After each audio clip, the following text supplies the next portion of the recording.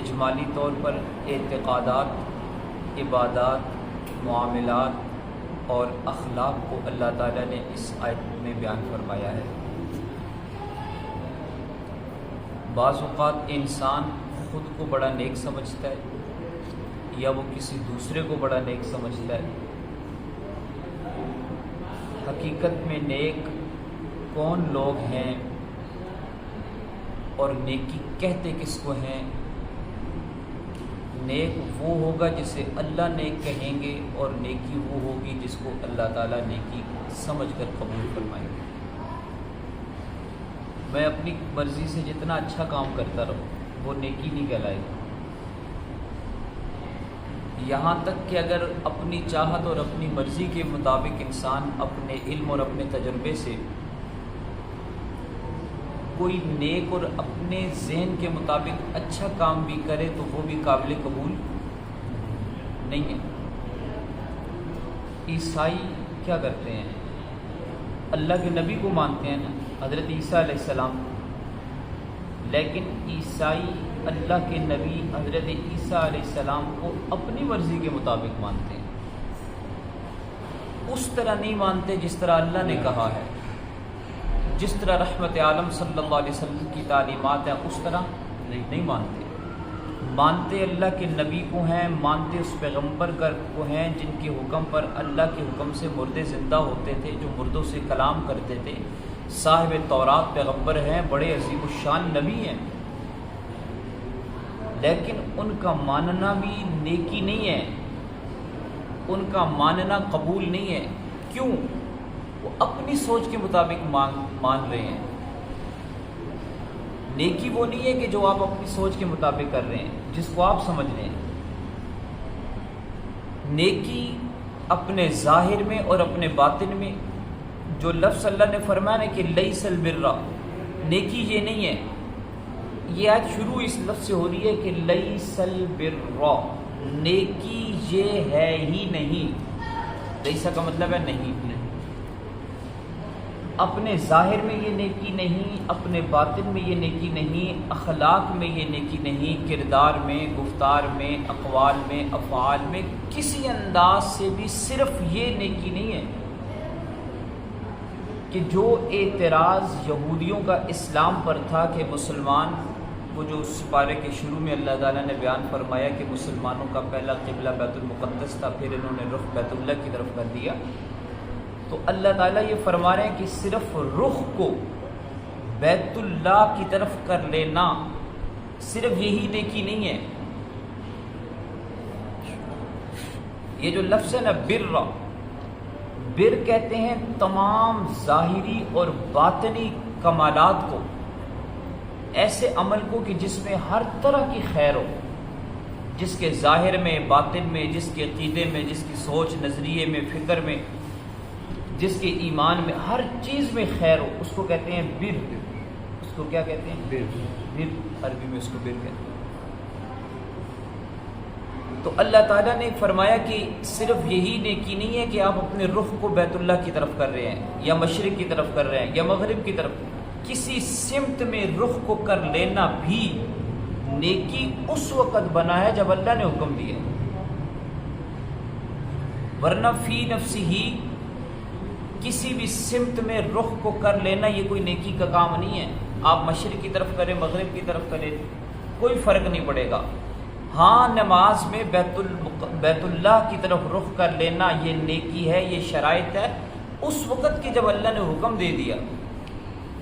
بات سمجھ آ گئی ہے؟ اور فرمایا کہ نیکی یہ ہے، حقیقت میں نیکی کا کمال یہ ہے کہ سب سے پہلے انسان کا عقیدہ صاف۔ عقیدہ صاف ہونے کا مطلب ہے کہ من آمن باللہ، اس کا اللہ کی ذات عالی پر کامل یقین ہو، ایمان ہو اس بات پر کہ دینے والا اللہ ہے، لینے والا بھی اللہ، صحت دینے والا بھی اللہ، بیمار کرنے والا بھی اللہ، رزق دینے والا بھی اللہ اور دے کے لینے والا بھی اللہ، اولاد دینے والا بھی اللہ، لینے والا بھی اللہ، کائنات کا تن تنہا خالق اور مالک اللہ، علام الغیوب اللہ، پکارے سننے والا اللہ، قبول کرنے والا اللہ، عطا کرنے والا اللہ، سب کچھ ایک اللہ کی ذات ہے.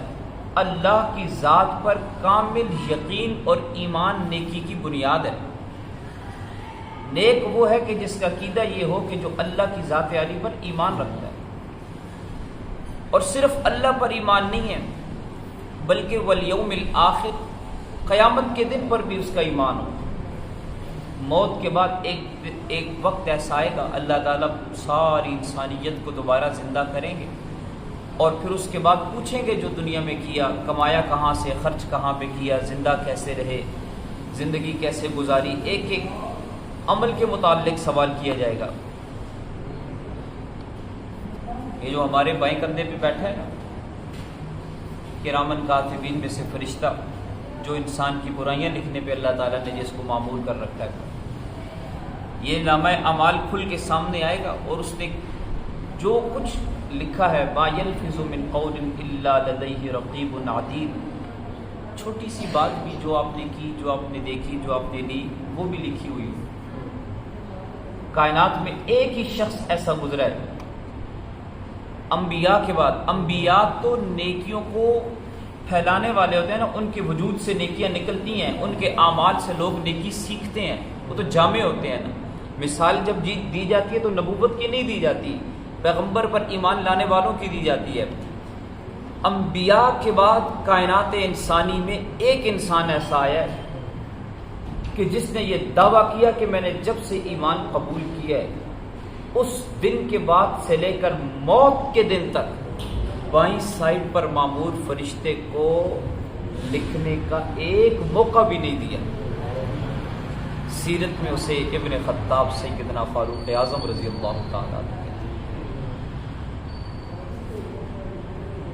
تو نیکی کی بنیاد یہ ہے کہ من آمن باللہ، اللہ کی ذات عالی پر کامل ایمان، والیوم الآخر، اور آخرت کے دن پر ایمان، والملائکہ، اور فرشتوں پر ایمان کہ فرشتے اللہ کی نورانی مخلوق ہیں. فرشتوں کے اندر نہ کھانے کی حاجت ہے، نہ پینے کی حاجت ہے، نہ شہوات کی حاجت ہے. اللہ تعالیٰ نے ان کو جس عمل پر معمور کر رکھا ہے وہ اس سے ایک لمحے کے برابر بھی تاخیر تقدیم نہیں کر سکتے، وہ اللہ کے حکم کی نافرمانی بھی نہیں کر سکتے. ایک کتاب ہے تاریخ ملائکہ، اس میں ایک فرشتے کے بارے میں لکھا ہے کہ اس کا نام ہے صدلقن، اور وہ فرشتہ اتنا بڑا فرشتہ ہے کہ پوری کائنات کے ساتھ سمندر کا پانی اگر اس کے ناخن کے اوپر ڈال دیا جائے تو ایک قطرہ بھی اس سے نیچے نہ گرے. اس کا وجود کتنا بڑا ہوگا. اتنا بڑا فرشتہ ایک خالق کے امر کن سے اللہ کی اطاعت پہ کھڑا ہے. اتنا بڑا فرشتہ جب اللہ تعالیٰ کی بات کی انکار نہیں کر سکتا اور نافرمانی نہیں کر سکتا تو 6-7 فٹ کے انسان کی کیسے جرت اور ہمت ہے کہ وہ کر رہا ہے. یہ کر نہیں سکتا تھا، اللہ تعالیٰ نے اختیار دیا، اللہ اس کے اعمال کو دیکھ رہے ہیں. فرشتوں پر ایمان، والملائکہ والکتاب، اور آسمان سے جتنی بھی کتابیں اللہ تعالیٰ نے انبیاء اور رسل پر نازل کی ہیں، ہر کتاب کا ہر لفظ برحق تھا، سچا تھا، انسانیت کی ہدایت کے لیے تھا، اللہ تعالیٰ نے اتارا.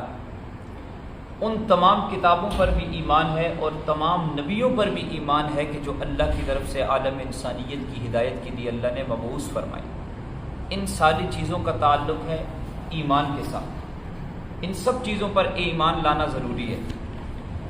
اس کے بعد اللہ تعالیٰ نے اعمال کا ذکر کیا. اعمال میں سب سے بنیادی عمل وہ نماز کا عمل ہے، اور نماز کا عمل اوپر جب اللہ تعالیٰ نے مشرق اور مغرب کی طرف منہ کرنے کے بارے میں ارشاد فرمایا تو وہاں پر ضمناً آ گیا کہ نماز میں ہی سمت کو متعین کر کے قبلہ رخ ہو کے نماز پڑھی جاتی. فرمایا کہ وَآتَ الْمَالَ عَلَى حُبِّهِ، اور نیک وہ لوگ ہیں جو مال دیتے ہیں علی حبہ، اللہ کی محبت میں، اللہ کی محبت میں مال دیتے ہیں. حبہ ہی کا مطلب ہے اللہ کی محبت میں. اور دوسرا مطلب اس کا یہ ہے کہ وہ آت المال، اور مال دیتے ہیں علی حبہ، مال میں سے وہ مال جو پسندیدہ مال ہے، یہ نہیں ہے کہ بچا کچا دے دیتے ہیں۔ اصل نیکی یہ ہے، نیکی کا کمال یہ ہے کہ مال میں سے اللہ کی راہ میں وہ خرچ کیا جائے جو محبوب مال ہے، جو پسندیدہ مال ہے، جو اچھا مال ہے۔ صحابہ کرام نے باغات سب کے کیے، لیکن فرمایا کہ میں باغ وہ دوں گا جو باغ بہترین باغ ہے، ثمر آور، پھل آور باغ ہے، وہ مال دیتے کس کو ہیں؟ اللہ نے فرمایا کہ ذوی القربا، قریبی رشتہ داروں کو۔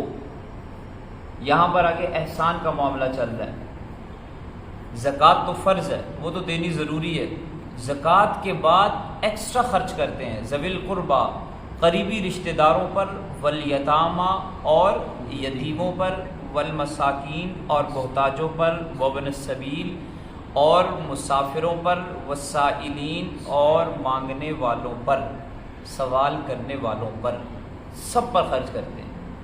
مفتی تقی عثمانی صاحب سے کسی نے پوچھا نا کہ جب ان کی گاڑی اس پہ رکی اشارے پر، تو سائل نے آ کے کھڑکی کو دستک دی اللہ کے نام پہ کچھ دے، تو انہوں نے کچھ دیا، تو کسی نے کہا جی آپ تو ایسے لوگوں کو بھی مال دے رہے ہیں کہ جو حقیقت میں اس کے مستحق ہی نہیں ہیں۔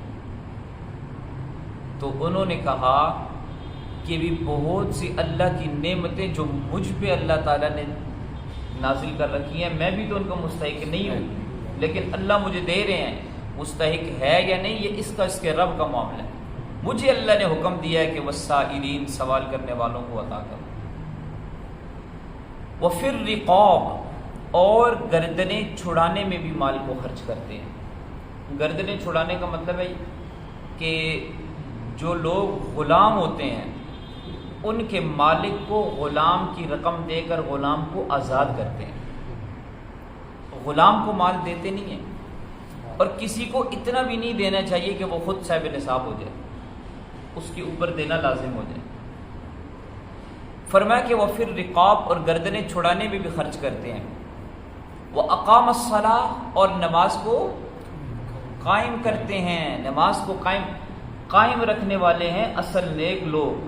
وہ صرف فرائض کی تلاش میں نہیں رہتے، بلکہ واجبات، نوافل، سنن، تہجد، پھر اشراق، پھر اوابین، پھر چاشت، یہ جتنے بھی نوافل ہیں، مسجد میں داخل ہوں تو صلاۃ تحیۃ المسجد پڑھتے ہیں، تحیۃ الوضو پڑھتے ہیں، جتنی بھی نفلی نمازیں ہیں تمام نمازوں کو ادا کرنے کا اہتمام کرتے ہیں۔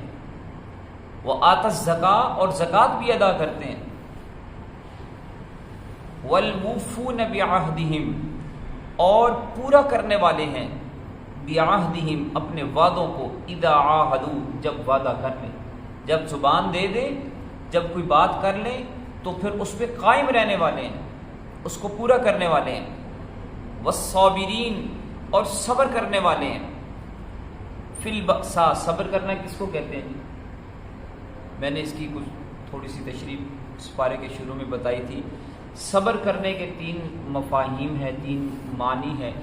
سب سے پہلا ہے کہ الصبر عن المصیبہ، اللہ کی طرف سے کوئی دکھ تکلیف مصیبت ہے تو اس کو اللہ کی طرف سے اس پر سمجھ کر اس پر صبر کیے جائے۔ دوسری ہے الصبر عن الاطاعہ، اطاعت کے کام میں صبر کرنا، یعنی جی نہیں چاہ رہا اٹھنے کا لیکن صبر کر کے اپنے آپ کو کھڑا کیا جائے، تہجد پہ کھڑا کیا جائے، جی چاہ رہا ہے سونے کا لیکن اٹھا جائے، نماز کو قائم کیا جائے، نماز پڑھی جائے، جی نہیں چاہ رہا زکوٰۃ دینے کا لیکن دی جائے۔ تیسرا ہے الصبر، گناہوں پر صبر کرنا، یعنی کہ جی چاہ رہا ہے گناہ کا کام کرنے کا لیکن صبر کر کے اپنے آپ کو روک کے رکھنا، گناہ کے کرنے سے بھی اور گناہ کی جگہ جانے سے بھی، اس کو صبر کہتے ہیں۔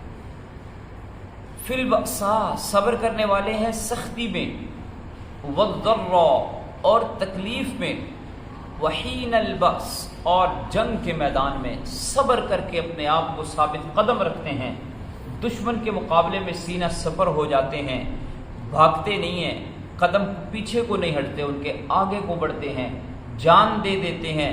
صبر کا اعلیٰ ترین مقام ہے جنگ۔ صابرین، صبر کرنے والے ہیں۔ جنگ کے میدان میں.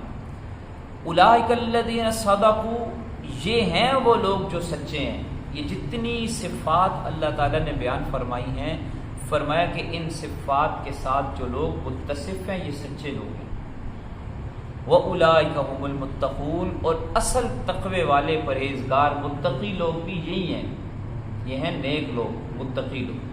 دیکھیے جی، فرمایا کہ لَيْسَ الْبِرَّ، نیکی صرف یہ نہیں ہے کہ ان تولوا، یہ کہ آپ پھیر لیں وجوہکم، اپنے چہرے کو، قبل المشرق والمغرب، مشرق یا مغرب کی جانب. ولیکن البر، لیکن بڑی نیکی، بڑا کمال تو یہ ہے کہ من آمن باللہ، جو کوئی ایمان لائے اللہ پر، والیوم الآخر، اور قیامت کے دن پر. والیوم الآخر، اور آخرت کے دن پر. آخرت کا دن اس کو کیوں کہتے ہیں؟ آخرت کا دن یوم الآخرت کو اس لیے کہتے ہیں کہ سب سے انسانی معاملات کا جو آخری فیصلہ ہے جنت اور جہنم کا، یہ اس دن ہونے والا ہے. اس فیصلے کے بعد پھر اور کوئی فیصلہ نہیں ہوگا، یہاں تک کہ موت کو بھی موت آ جائے گی. جنت والے جنت میں، جہنم والے جہنم میں. آخری فیصلہ انسانیت کے متعلق جس دن ہوگا اس دن کو یوم الآخرہ کہتے ہیں، آخرت کا دن. والیوم الآخر، اور قیامت کے دن پر، آخرت کے دن پر. والملائکہ، اور فرشتوں پر. والکتاب، اور تمام کتابوں پر. والنبیین، اور تمام پیغمبروں پر. وآت المال، اور دے مال کو، علی حبہ، اللہ کی محبت میں. ذوی القربا، رشتہ داروں کو. والیتامی، اور یتیموں کو. والمساکین، اور مسکینوں کو، محتاجوں کو. مساکین ان کو کہتے ہیں کہ جن کے پاس ضرورت کا بھی نہ ہو صحیح، لیکن ان کے اخراجات ان کی آمدنی سے کم. ان کو یہ نہیں ہے کہ وہ کما رہا ہے تو اس کا مطلب ہے کہ ٹھیک ٹھاک ہے، نہیں، کما رہا ہے لیکن اس کے اخراجات زیادہ ہیں، اس کی کمائی کم ہے، اس کو مساکین کہتے ہیں. مساکین کو دے. وابن السبیل، اور مسافروں کو.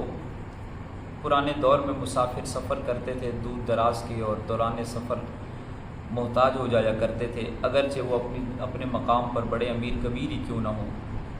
تو مسافروں کو دے. آج کا دور مسافروں کے ان انداز میں سفروں سے، چونکہ جہازوں کے سفر ہیں اور ATM کارڈ جیب میں ہوتا ہے، تو دولت ساری تو آپ کے ہاتھوں میں.